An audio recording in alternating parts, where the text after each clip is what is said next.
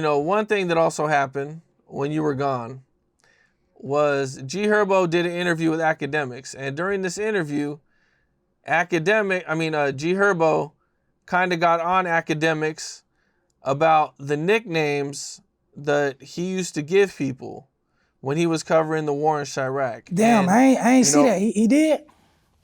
Yeah, he did, man. And he kind of felt like G Herbo said he felt like, when he was putting these names on people, that they had to live up to these names. And you were the main name that was brought up during this time. So what? How do you feel about they that, brought man? me up in the interview. I ain't watched that. I need to go and do some research. Yeah. Do you feel like that him putting that nickname on you kind of made you have to live up to that? Hell no. Hell no, it ain't make me have to live up to that. Cause I was already doing what I was doing in the streets. So by him saying that shit, I really didn't care about that shit. So I really didn't look at it like that. So when he was making these names and everything was going on, man, did you feel like it made you an extra target? Yeah, I feel like it made me an extra target, but shit, I really didn't care, because I don't care what people say. People talk all the time and say shit all the time, so it really didn't bother me. Okay. And how do you feel about overall his coverage of the war in Chirac? How I feel about it? I don't know. I don't know how to feel about that shit. Like, that was just some shit he had going on.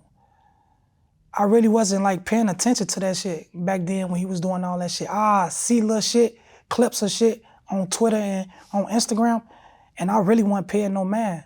Like I wasn't deep into that shit, like looking at the war in Chirac shit about what he was doing. Okay. Do you look back on that time and be like, what I'm saying, like how kind of crazy it was and how kind of open everything was with the Twitter and the talking and everything? No, I don't look back on that shit. That shit in the past, you hear me? Yeah. It was a lot of shit going on though, so it was a lot of real shit going on, so I don't know. Yeah.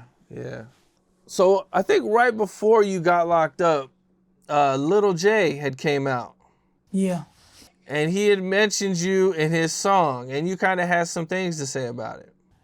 I heard he was gay or some shit, like for real. That's what everybody says. That's what everybody who I interview say. They say that, he did some things when he was in jail, man, with some guys. Goddamn, buddy. What'd you think when you first heard the diss? I don't know. I was like really laughing at the shit. His ass a op, that nigga, man. You guys also had some stuff even back in the day, so you guys kind of always clashed, right? Cause he from 63rd, we don't f with 63rd.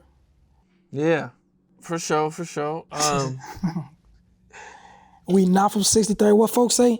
64th and from 65th. We not from 63rd. King Von lyrics. Beating. What's up? This is Cam Capone. We got more content like this coming soon, so hit that like button, subscribe, and stay locked in to Cam Capone News.